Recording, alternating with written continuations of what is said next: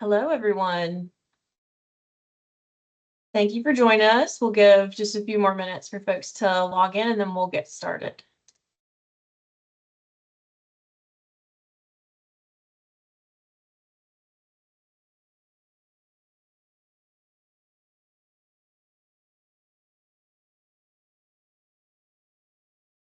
Andrew, can you see my screen? Sure can. Perfect. All right. So we have an hour together today to talk about the Sustainability Leadership Initiative. Thanks to everyone for joining. Before we dive in, I want to give you a little overview of what we're going to be discussing today. We're going to meet the team for the leadership program. We're going to go over some of the history, the network, program objectives, give you an overview of some of the sessions, the program requirements. We'll talk about the alumni program. We'll have a Class 4 fellow testimonial, which I'm excited about, and then we'll direct you of where to apply. Just so you know, we have disabled cameras and mics on this call just because we are recording it for anyone who is unable to attend. But if you have questions, please put them in the chat. We have moderators who will answer them for you, and we have time to set aside at the end to answer your questions. So we want to get those answered. So as you think of them, just drop them in the chat. Before we dive in, we'll do some quick introductions. My name is Emily Skaggs. I'm the Marketing and Events Director at Sustain SC, and I also partner with Andrew, who you'll hear from in just a moment, to lead the Sustainability Leadership Initiative program. I've been with Sustain SC for about 7 months now, and I'm also a Class 3 SLI graduate. So I can tell you from personal experience how wonderful the program is. I went through it before I worked for Sustain SC and highly recommend it. So now I'll hand it over to Andrew to do his introduction. Great. Thanks, Emily. Hey, everybody. Just really excited to talk about SLI with you guys today. As the slide says, I'm Andrew Predmore. I'm the director of the Shi Institute at Furman University. Man, this is one of my favorite things that I get to do each year, which is co-lead and co-instruct this class with the folks from Sustain SC. And as you're going to see, yeah, I'm one of your instructors, but there's a whole lot of other instructors, and that's part of the power of this program. But just quickly to introduce myself, I guess to put it quickly, I've been around the block a bit when it comes to sustainability. I have a PhD in the sustainability world, forest resources and environmental conservation. I taught in a master's program in undergraduate environmental studies as a professor, a tenure track professor, way back in Illinois. Then I was the sustainability director for Indiana University, a big old Big Ten university of 40,000 students. And then they gave me the rest of the campuses. So that was like 90,000 students. And then I came back to South Carolina. I'm from South Carolina and worked for Milliken and Company in corporate sustainability for a while. And so anyway, I have roots in South Carolina, and I love and think that this is one of the most important things that the Shi Institute does in collaboration with Sustain SC. And we'll talk more about it, of course, but yep, looking forward to working with a new class coming up. Fun fact, Andrew and I worked together for a year at Milliken before he got the opportunity of a lifetime to be the executive director for the Shi Institute. So this is not our first time working together, and I'm actually thrilled to be working with him again. So great to meet you all, and I hope to learn more about you all soon. So with that, Andrew did mention that we're not the only folks you're going to hear from throughout the SLI program. You're going to learn from a lot of statewide experts. So Andrew, I'll hand it off to you. Yeah, I mean, you captured it. I mean, this actually isn't even the whole list, but I'm not going to read all these names. But one of the things we're really trying to do intentionally with this program is build a bench of experts that contributes to the richness of our curriculum. And it also makes this a South Carolina curriculum, right? So when you're in SLI, you're getting an insider view of the challenges and opportunities to do good things for sustainability in our state and what's unique about our state. What are the unique opportunities and challenges? And these folks work in all kind of different areas. You'll see just in this list, which again isn't everybody, folks from ecotourism to nonprofit directors, to environmental conservation folks, to folks in corporate sustainability, even a former U.S. congressman. Just a really diverse array of voices contribute to this curriculum, and that's what makes it great. And it also means you're not just hearing from me week to week. You will hear from me a little bit each session, but our job, and Emily and I work really hard to bring to you an integrated, cohesive curriculum that takes all these voices and puts them in to something that's really impactful. So yeah, it's awesome. And you get to meet all these people, right? Like, I mean, your network is not just those folks, in your cohort, but it's also all those instructors.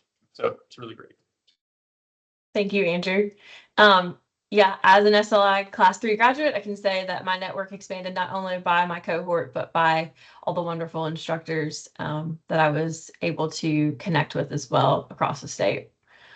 So before we dive in any further into SLI, we want to take a step back and just give you an overview of who Sustain SD is and who the Shi Institute, who they are, and give you a little background on us, and then talk about our partnership and what a great partnership it is. So Sustain SD is a nonprofit in South Carolina, which has a mission to connect sustainability goals of businesses with local solutions for the benefit of our economy, our environment, and our people.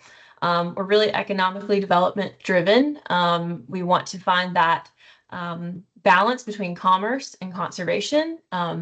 And we do that through a member network that brings together, very similarly to this program, a cross-sector collaboration of members who can sit down and have those important conversations to drive sustainability responsibly and economic growth responsibly in the state of South Carolina.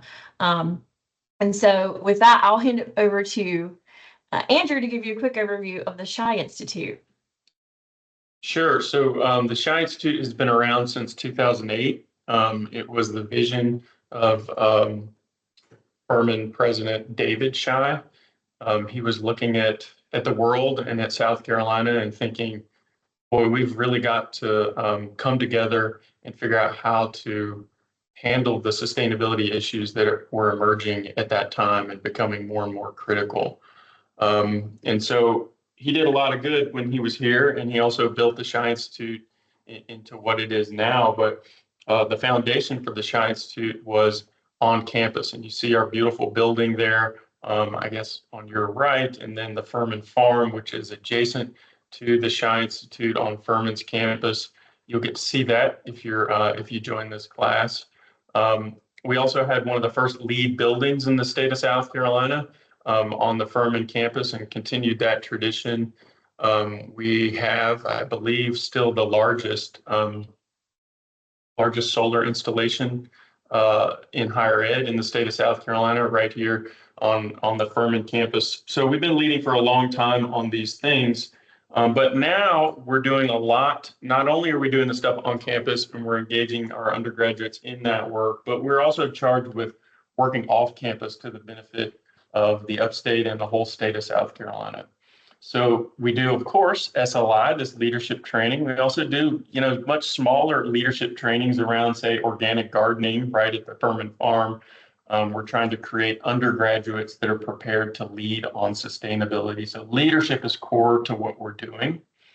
And we also do applied research. Most of our applied research, not to get too geeky on you, is GIS, Geographic Information Systems, where we're looking at layers of variables, socio-ecological variables and economic variables, and trying to come to a better understanding of the challenges in our state. So we've done a lot of land use modeling. We're looking at things like farm stress, like what kind of stress are small to medium-sized farms under in South Carolina.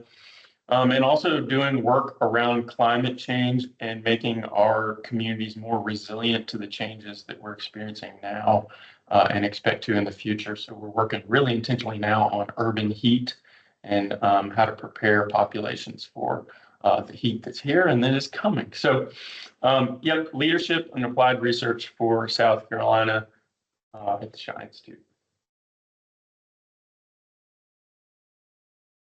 Okay, yeah, I think this is mine too. That's right. Emily kind of touched on this one already. We're good partners because Emily and I know each other already and are used to working with each other. But also, this really makes a lot of sense because for a couple of reasons. Furman and Sustain SC bring something different to the table, but it's bound together by a shared purpose and a belief that our state really does need to tackle these challenges, and critical to that will be an educated, connected group of leaders that are committed to serving our state. And so we share, Sustain SC and the Shi Institute share that underlying value, that's a needed thing in our state. And so we've decided, what was it, I guess 5 years ago almost now, to join forces and make this happen.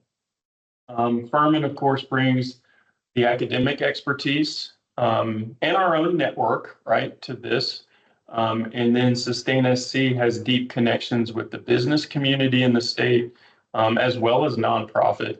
And so we bring all that together to create a unique class of people, right? Each cohort has a mix of these folks, which creates vibrant discussion and is what's really going to allow us to begin moving the needle or continue moving the needle on sustainability in our state. So yeah, that's why we do this together. Real quick, you would be in class 5. You see class 1, 2, 3, and 4 pictures. This is actually not inclusive of every single person, but around 100 folks have been through the program at this point, and we're looking to tack on the next group, and very excited for that. There's now, which Emily will talk about later, an SLI alumni program. So there are ways for you not just to get to know your class really well and learn from their expertise, and as I mentioned before, the other instructors, but also get to know the previous classes. And so there you see like a huge value there to you of knowing, 100, 125 plus folks that really are leading the change in our state that's needed. I think that's all I need to say there. Yeah. Yep. Okay. That's right. Perfect, Andrew. With that, I'll just give you a high-level overview of what the program objectives are. So number one, and I know we've already touched on this a good bit, is networking and creating that cross-sector network of sustainability leaders across South Carolina. And you'd be exposed to them not only through your cohort, but through those instructors and through the alumni program as well. Sustainability is another objective. We want you to understand and explore complex sustainability systems from different perspectives. The perspective of someone in a corporate sustainability role is going to be a lot different than someone in forestry and a lot different than someone in nonprofit. And so it exposes you to those different perspectives of sustainability, and it really gives you a well-rounded overview, and the curriculum is structured that way as well.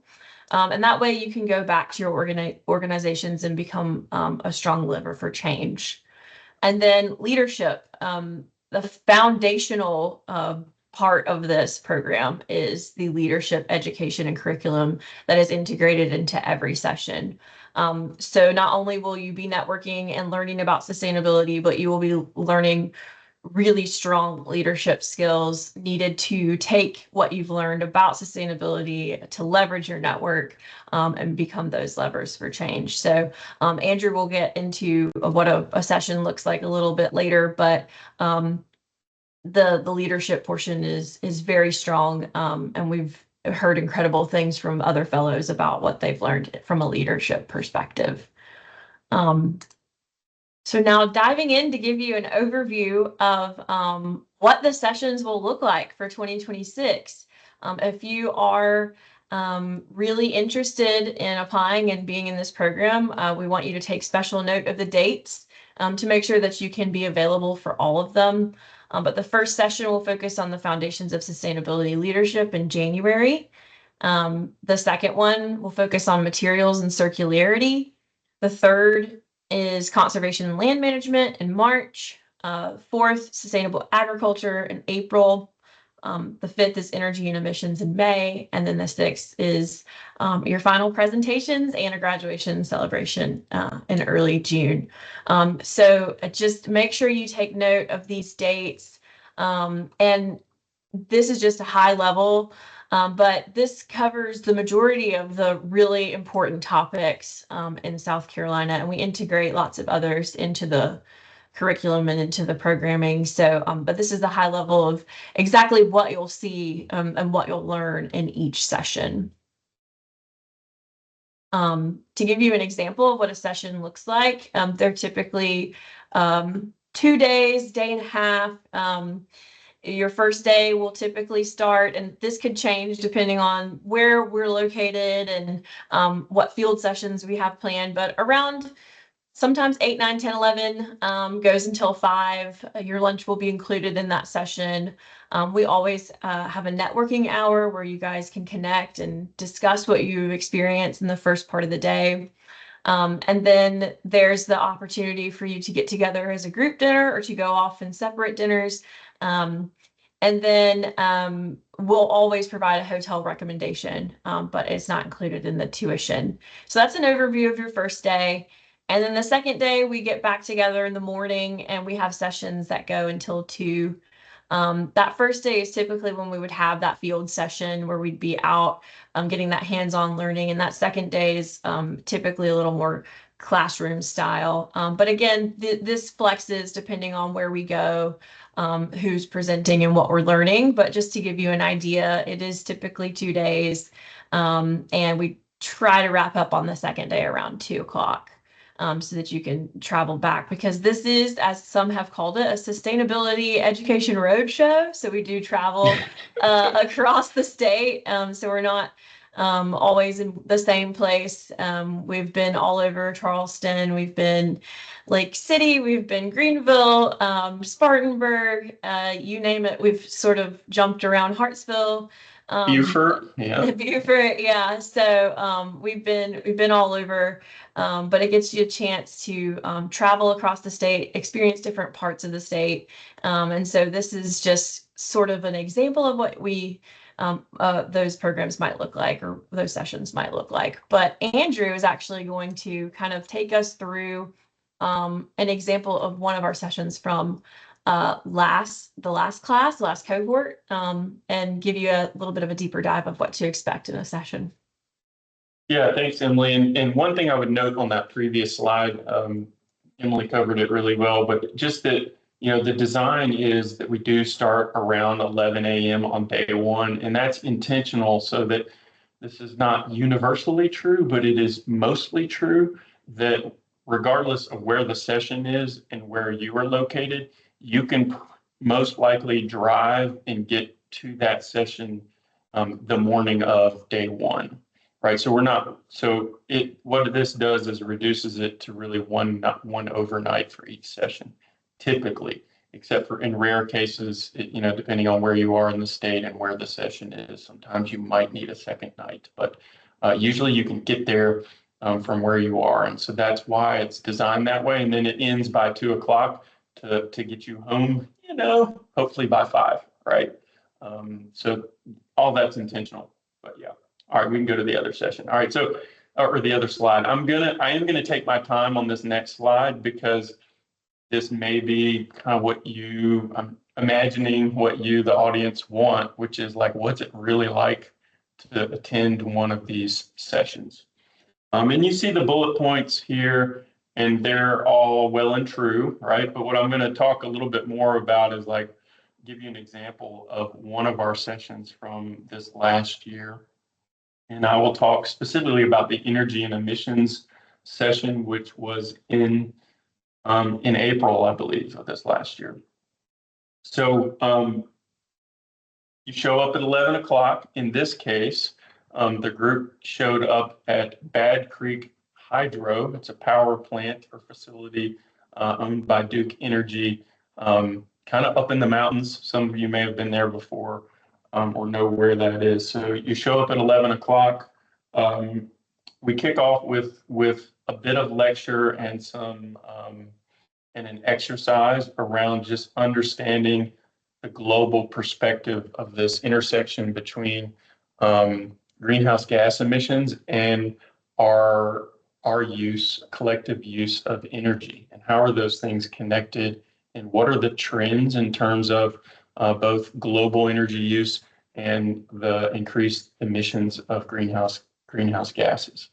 Of course, I forgot to mention that you had a short reading, right? So you come in with a little bit of level set knowledge that everyone did a short reading. Sometimes we'll use a quick podcast, which you can listen to on the way to the location to get prepared. So the first thing, though, you show up at 11, you have a quick activity, you hear from me about this global perspective.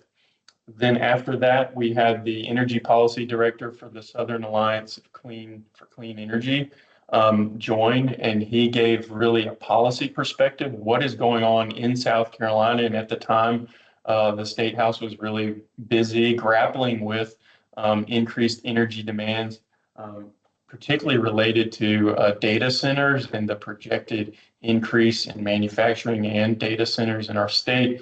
How are we going to handle that? What are some of the challenges with that? Are we going to use more natural gas? Are we going to lean into more renewables? Are we going to lean into an all of the above sort of energy strategy? So he gave us a really great understanding of trends in our state and where the State House was in terms of policy and what the Southern Alliance for Clean Energy was advocating for. So fantastic perspective on that, and even some insight into how energy policy is made in our state and regulated. The next thing was something that we all needed, which was a little bit of nuclear energy 101 from the folks at Duke Energy. And they even got us through that and into some discussion of small modular nuclear reactors, which is a cutting edge technology and something that everyone's starting to think about as part of the energy solution. So we got to hear from them on that. Then we ate lunch. We had I'm trying to remember that lunch. I think it was some pretty rich kind of country cooking, if I remember. But it's really good, good discussions, of course, during lunch. And then we're getting ready to go out into the field. And every one of our sessions has some sort of field experience. Sometimes we're actually doing something like weatherizing a home, and other times we're seeing something and have a chance to ask a lot of questions. But there's a pedagogical, a teaching, theory behind that, which is you learn better when you see and experience things. And so we always want to build that into our sessions, and usually it's on day one. And in this case, we got to go see this Bad Creek hydro facility, which is how is Duke Energy using water and the storage of water to create electricity that creates a more resilient grid and electricity system for the citizens and businesses of South Carolina. And man, we got to go down into a tunnel and see all this crazy technology. And I think the picture from one of these previous slides was us sitting on the dam. Yep, you don't quite get a sense of the drop off there, but just an incredible thing to see as a group, and great opportunities for Q&A with the folks at Duke, and to really understand why hydro is important to our state. So fantastic thing, lots of great learning there. So that was day one of this energy and emissions session. Then we moved over to, we ended a little early, and we got to make the drive over to Spartanburg, where the day two was going to be held at Milliken and Company's headquarters, which in and of itself is something to see if you haven't been there. Had a networking session, a chance to get together and have dinner that evening of day one. And then the next day, bright and early, we're at Milliken and Company's headquarters. And we walk in the door and kind of do a quick reflection. And then we jump right into sort of problem solving. And to do some of the problem solving around energy and emissions, we did a greenhouse gas simulation where we had an actual game on our computers. We put the fellows into pairs, and they had to figure out how to drive down the greenhouse gas emissions in for a 500-person hotel and go through a series of decisions over the course of 7 years and still keep the hotel profitable. Of course, we're in sustainability, right? Like, it's no good if you're just destroying the business in the process of reducing emissions. So how do you navigate these trade-offs? So we did that in pairs, and we could see people's scores, and there was a lot of back and forth. And then Maury Lawrence, who's a vice president for sustainability for Milliken and Company, then led kind of a debrief discussion. Yeah, there she is, about what sort of tensions did you experience? What did you learn from doing this with your team members?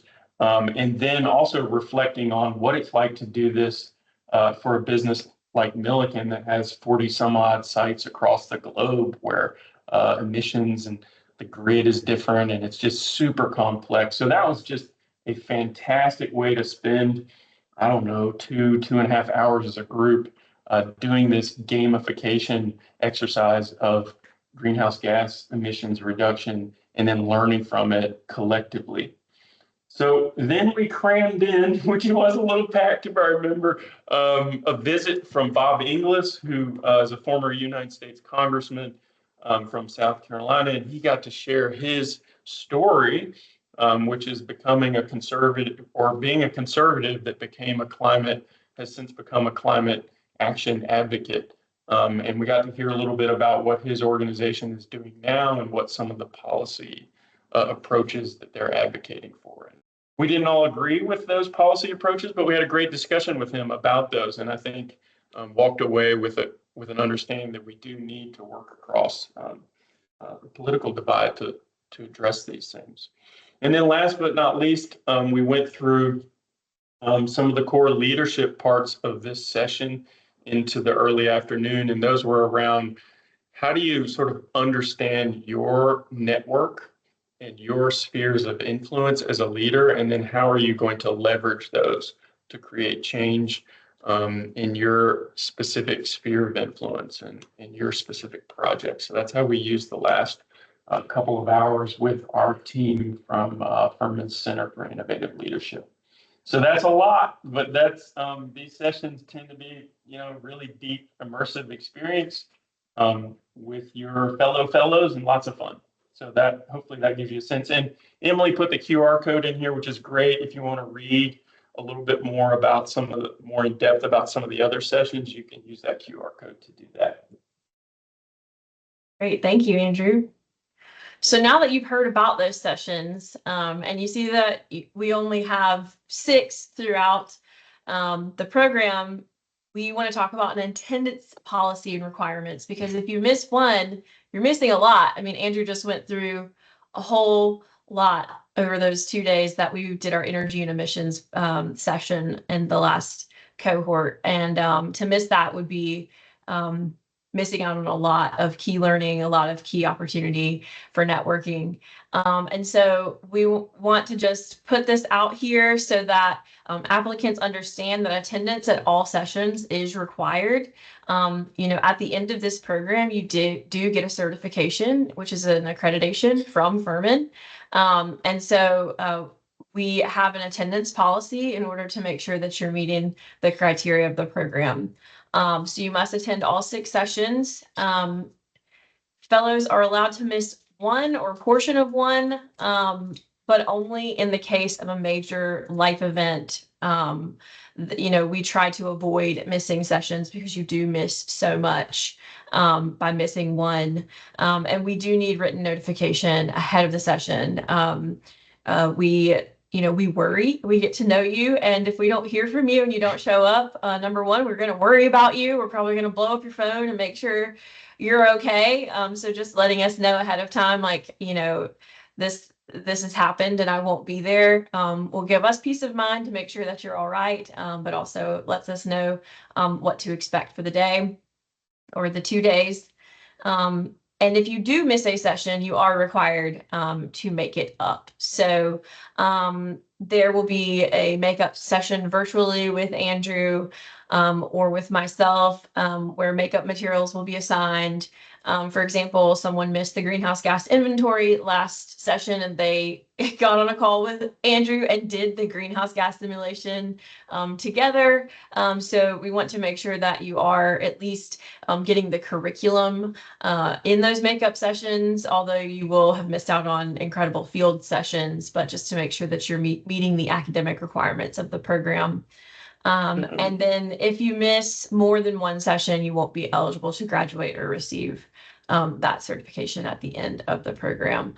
So if you do miss more than one session, tuition is non-refundable.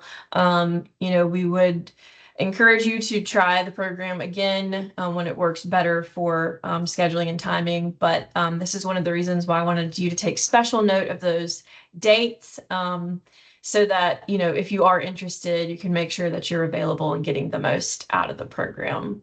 Andrew, is there anything else you want to add about attendance before we jump to the next slide? Just a couple of things. Like we don't put this up here because we really like to be sticklers on attendance. Like it's because it's a sustainacy and a Furman credential, right? And we have to keep really good records of attendance because time in the seat is part of earning that credential. So I would just encourage, so that's why this is the way that it is.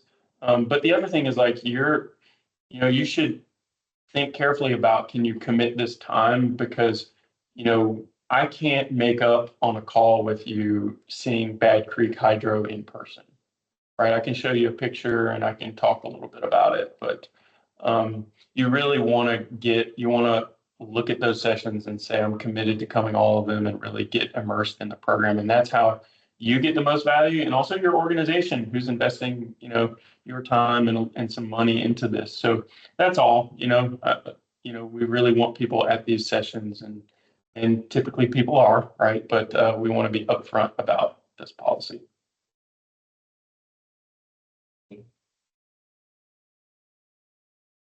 Yeah, so this slide is mine. I think you may also want to know that Furman has some other graduate degree programs, and that's about all I want to say about this. There's 2 master's degrees that are listed. They are focused on leadership, and I think they're really great opportunities. There's quite a bit of flexibility built into both of those, specifically that 1-year program in Master of Science in Innovation and Leadership. So if you're looking for ways to advance your career, you should check these out. The thing that we're working on is having SLI count for 3 graduate credits in either one of these programs. So that's something we're working on. I can't guarantee quite yet that that'll be in place for this cohort, but we're working towards that. If anyone's interested in these programs specifically, of course, you can use the QR codes, but you can also just email grad.studies@furman.edu and get some more information or get some questions answered on these opportunities. Great. So now that we've talked about attendance and, what sort of accreditation it will be, let's dive into the cost. So tuition is $4,500. It includes the curriculum, the programming, all class materials, cost of field experiences, a certain amount of the networking hours, lunch on days 1 and 2, drinks and snacks, and again, that networking hour, a portion of that networking hour will be covered. Upon acceptance, tuition must be paid by October 17th. And again, tuition is non-refundable. For additional costs that are not included in tuition, so hotel lodging is the responsibility of the fellow, any transportation to those sessions, any other meals that are not listed above, and then any other like parking fees, hotel fees, anything of that nature are not included. So they are an additional cost. So when you go to organizations and asked to be included in the program, it's not just the $4,500 that you're asking for, but it's also your hotel mileage, other meals. And so just wanted to make that clear that what's covered, what's not, and what the expectation is on program costs. With applications and the acceptance, applications are open now and close August 18th. For any questions, you can reach out directly to me. My email address is here. Just so you understand what the review and acceptance process will look like, we'll be reviewing all applications sort of as they come in and after it's closed, August 18th through 31st. Our notifications will be going out September 3rd through the 25th, and will include a letter, an invoice, and then 2 documents that you'll have to sign and return, an intent to participate, and then the session dates and absentee policy that you'll agree with. And then the tuition due date again is October 17th. Just want to flag here that only 1 person per organization is eligible for SLI fellowship per year. We don't want two people from AFL and 2 people from BMW. It would, we're looking for that diversity in representation.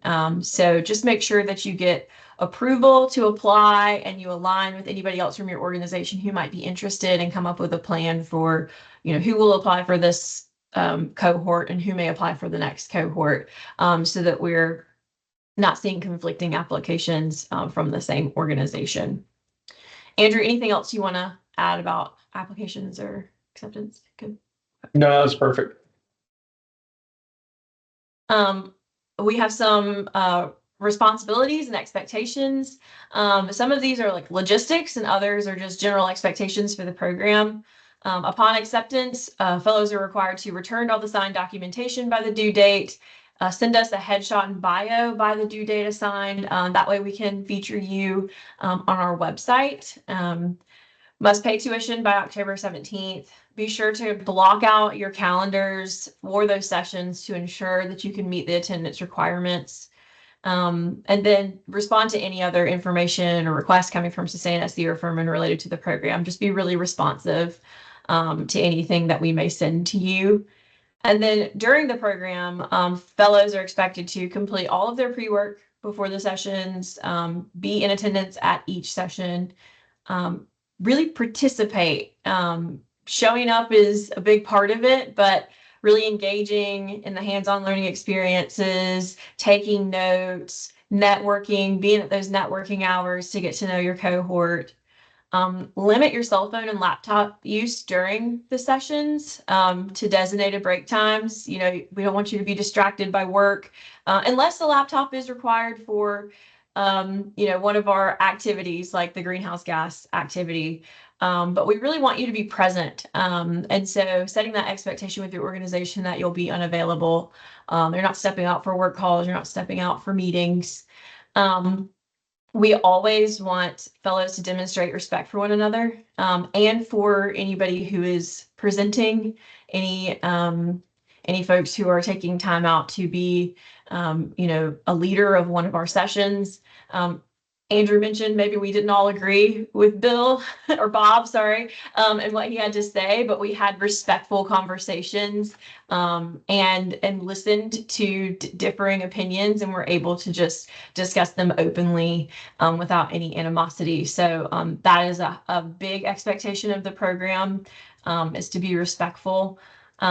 We also will feature all fellows on social media through Fellow Friday spotlights. And so upon acceptance into the program, you'll be given a due date and some requirements of what we'd like you to write. And I encourage you to go look at some of the other Fellow Fridays that are on Sustain SC's social media so that you can see the kinds of things that we're looking for. We want everyone to value each other's opinions and views, even when we may not agree. And then, of course, you're expected to complete and present your final projects and be in attendance at graduation. So these are just general kind of logistics and overall expectations. But Andrew, anything else you want to add? I would say the expectations for fellows, kind of the second group of bullet points. We've never really had any challenges with most of these. We do take some time in the first session to determine, like, what is this cohort what are going to be the norms for this cohort? And usually all these things come up, right? Like we're like, yeah, we need to check our email, occasionally during the day, and then we set some time available for that. We realize the people that are in this program are very busy leaders, right? And we have to give them a little bit of time to do those things. But Emily's right. At the end of the day, though, you get more out of it if you're really immersed and engaged with the content and with your colleagues during the course of each session. So people lean into that, and we, more than anything, this is kind of giving you a heads up as to kind of what the norms are within SLI. I think also being able to value different opinions and openness is very, very important, and something that has been true of all the previous classes. But we tackle challenging things, right? Like, what about economic growth versus, some environmental protection and biodiversity loss, and some really big challenging issues. So we need people to be open to new information and open to different perspectives, and people always are. But it's part of the power of the program is creating discussion around these big challenges. So that's all. Be ready for it, and it's actually really unique and enjoyable to engage in that. It really is. Awesome. Apologies if my dog barks in the background. Apparently someone walked by. So we mentioned this earlier in the session, but we do have an SLI alumni program. So it's a way for you to engage even after you complete your cohort. So upon graduation, you will receive a certificate from Furman and Sustain SD. That means you're always a fellow, but the alumni program is designed to keep fellows engaged. So in order to be considered an active fellow, what we have in our program is that you must lead, attend, or participate in 3 designated SLI, Sustain SD, or Furman events each calendar year. So the first year that you're in the program, you don't have to meet that requirement because you're working towards your initial fellowship. But every year after that, if you attend 3 of those qualifying events, you maintain your active status. And we do have events specifically for SLI fellows, but we also have our Sustain SD and Furman events. And you don't have to track it. We track it for you, and we'll notify you of your status. So we'll send you quarterly updates of what is a qualifying event, how to register, and those are sent out via email, but they're also on a LinkedIn page that we've built for SLI alumni to connect.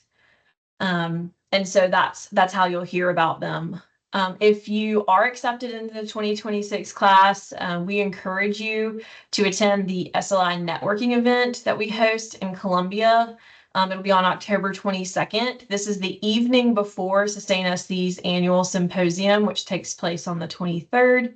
And that is a great first touch point for you as a new member of the SLI network to meet other fellows, to hear about their experience, and to get to meet some of the fellows who will be in your upcoming class. So once you're accepted into the program, we'll share more information about that. But if you're interested, I would encourage you to mark your calendars for the 22nd and the 23rd to attend the symposium.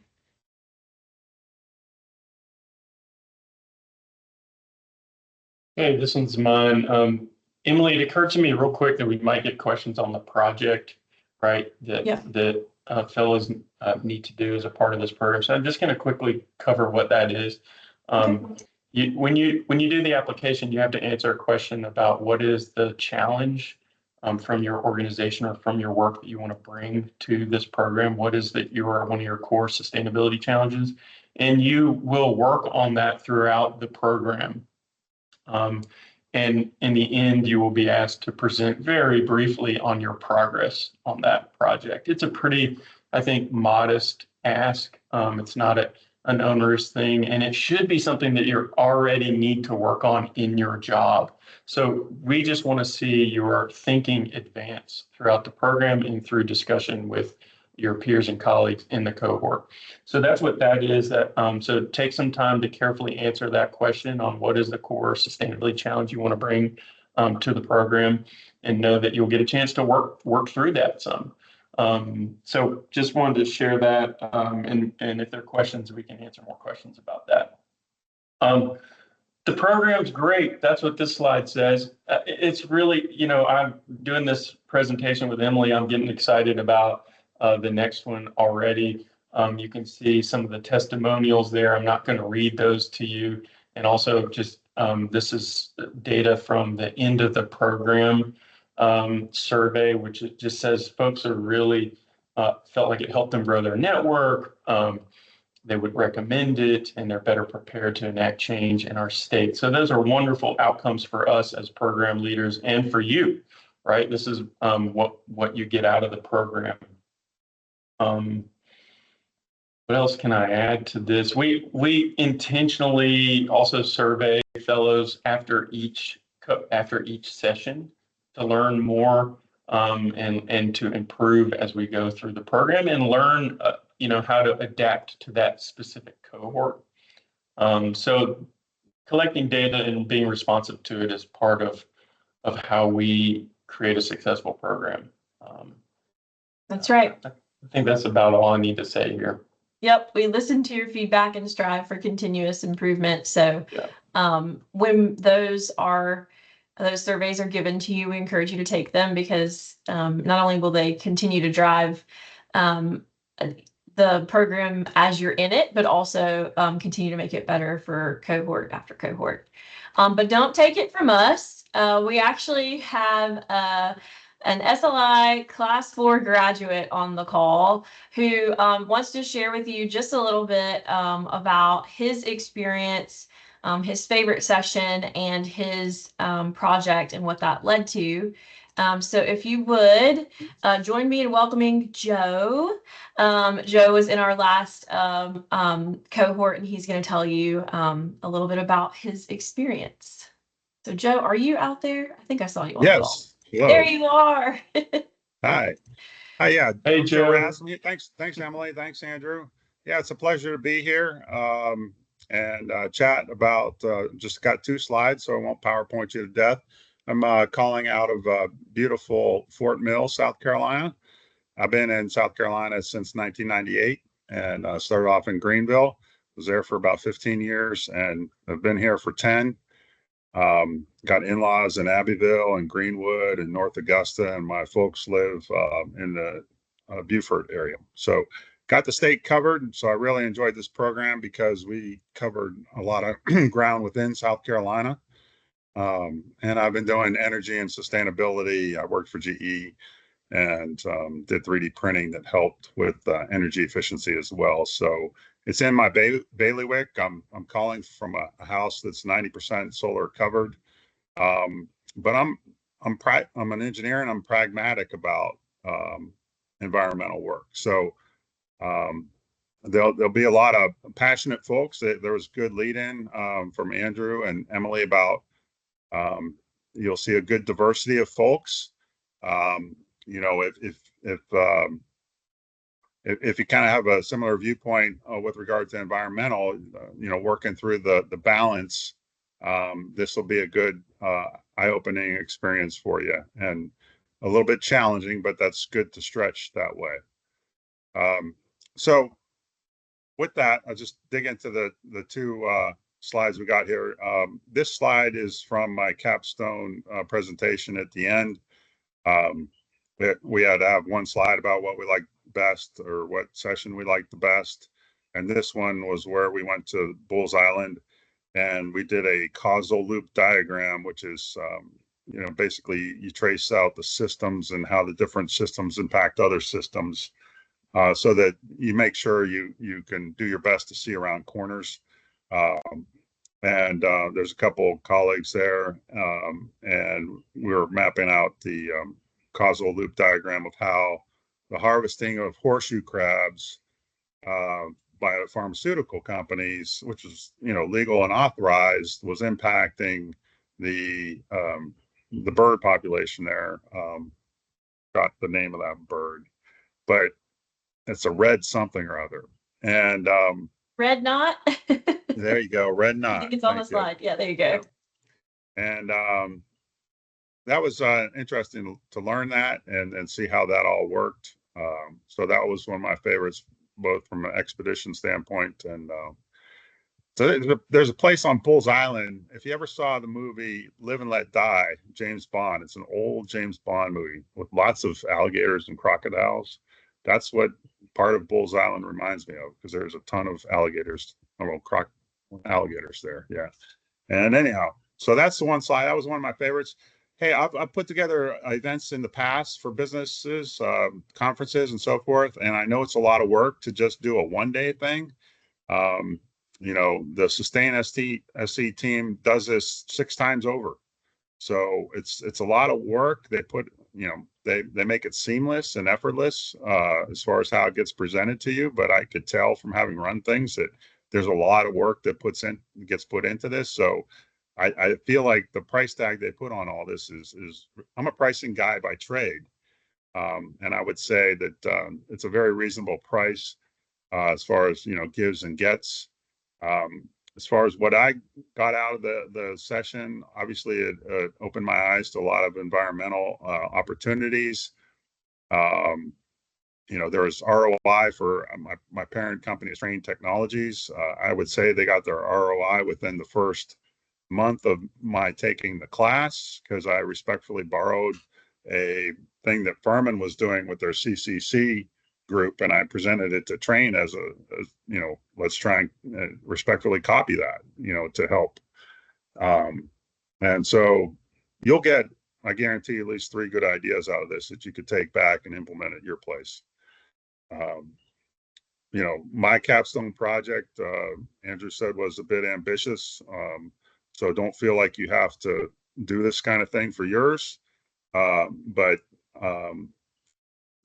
my project the problem was where, as part of scope 3, there's a question where, what are you doing to improve innovation and with regard to sustainability? And so, companies may put out a green idea box there, but that just kind of sits there empty very often unless you put focused attention around that. And so just based off some of the things I've learned at GE and at Train and various companies I've been at, I've gotten several patents. I've applied for more, and I just feel like I have a pretty good approach from what I've learned on how to package that up and, innovate for green initiatives. And so I put that all together in an ebook, put it out on Amazon, was only able to do it through this class because the capstone project made it an official project. And then the goal there is for, as more people read it, and initially was a bestseller on Amazon. We're going to broaden it out to other venues. You could see how to get a copy there at intrainnovation.com. But, the goal is to just map out what I've seen work and hope some others can benefit from it as well. So lessons learned kind of type thing and paying it back. So that's really all I had to share. It's a privilege to be able to speak here. They really run a great set of events, and I think it's one of the best professional things I've seen. I've seen many professional development things in my career, and this one is one of the best ones I've seen as far as organization and content. So that's all I got. Thank you. Thank you so much, Joe. Loved having you on and getting to share your experience. And if you're interested, Joe's book is on Amazon. I think he's also going to share a link to where you can view it. So with all that, we just encourage you to apply if this session resonated with you and it sounds like something that you can commit to, and SLI is something you're interested in. You can scan the QR code. The application is live on Sustain SC's website, and just look forward to seeing your applications. We'll open it up and see if there are any questions. You'll have to put them in the chat if you have any. So let's see. Can you speak more about the final project or presentations? What do they entail? Andrew? Got a question from Gabby. Yeah, I mean, first of all, the presentations are really short. Yeah. I think they're like 7 minutes, 7 minutes. or 6 minutes because, we got to do this. Those presentations occur on graduation day, which is the last session. So we do not aspire to 25 people giving 20-minute presentations. So they're short. The project, and Joe gave a great example, but his example is incredibly ambitious, right? Most people don't write an ebook for their project. Most people are doing something much more modest. So I could give you a couple examples and maybe that would help from this last year. So one of our participants, Alexis, is a sustainability consultant.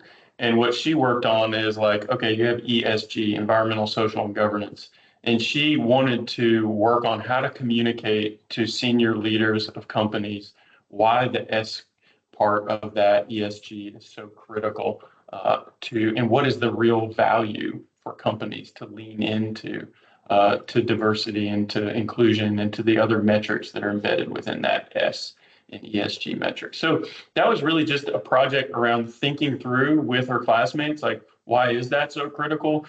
Doing some systems thinking and connecting some dots that you wouldn't otherwise, and then polishing her ability to like make the case for that to senior leaders. So, that one's just all focused on communication, right? Not a lot of hard thinking, but not a big project, right? So hopefully that helps. I mean, yeah, so that kind of gives you the spectrum, right? To writing an ebook, to thinking carefully about something critical to your work and moving your thinking along and being able to share that verbally with an audience, right? Yep. I think that does it. Yep. Gabby says, thank you. That's great info. Okay. So Greg asked, is there a number limit on class 5 participants? We aim to accept 25 per cohort. And then Meg said, I work for local government and I'm wondering about scholarship options as our training budget is pretty tight. So we have limited scholarships available to folks who work in nonprofits or municipalities. Very small, 1 or 2 per program.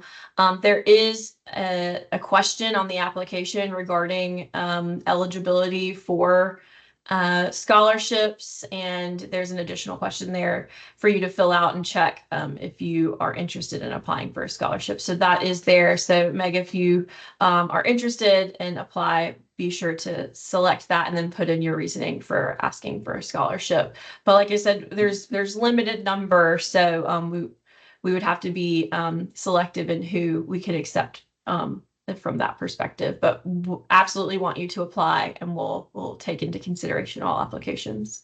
Yeah, and if you do get that scholarship, it does significantly reduce your cost, right? It does. We just can't give out a whole lot of them.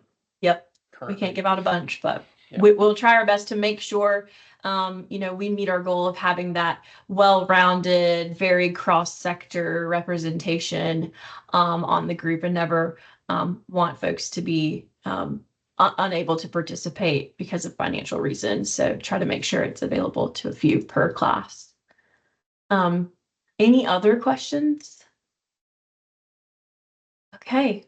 Well, with that, if you think of anything else, again, you can email me. My email is in the deck. This will be uploaded to our website, SustainSC's website shortly, as well as a copy or recording of this meeting for anyone who may have missed it.